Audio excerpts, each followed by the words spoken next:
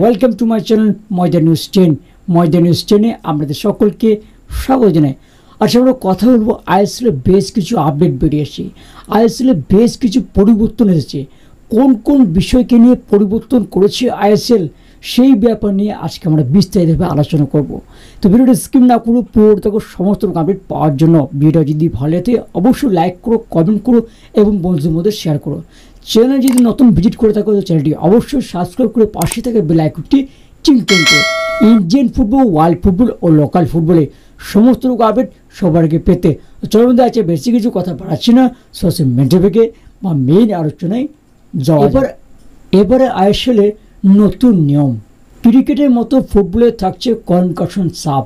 2021 সালে English premier লিগে এই নিয়ম অব্যাহত রয়েছে। এবারে আইএসএলে আনা হচ্ছে এই নিয়ম, সেই সঙ্গে আরও কিছু নতুন নিয়ম যোগ করেছে আইএসএল, সেগুলি আমাদেরকে পরপর শেয়ার করব। নতুন নিয়ম অনুযায়ী এবছর আইএসএলে একজন ফুটবলারকে কনকাশন সাপ করা যেতে পারে।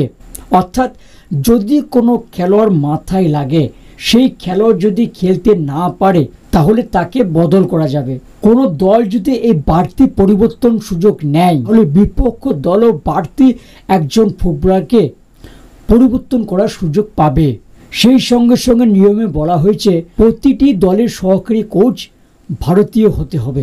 সেই কোচের অবশ্যই এএফসি প্রো লাইসেন্স বা সমমানের লাইসেন্স থাকতে হবে।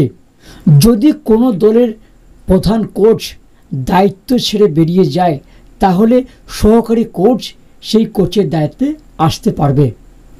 কোনো ফুটবলারকে যদি সরাসরি লাল কার্ড দেখানো হয় এবং দল যদি মনে করে এই সিদ্ধান্তটি ভুল, সে আইএসএল কর্তৃপক্ষের কাছে সেই অ্যাপিল করতে পারে কার্ডটা বাতিল করার জন্য। প্রত্যেকটি দলে 3 ফুটবলারকে স্যালারি ক্যাপের বাইরে রাখতে হবে এবং তার সাথে 3 বছরের চুক্তি রাখতে হবে। মিনিমাম 3 বছরের চুক্তি ধরে রাখতে হবে।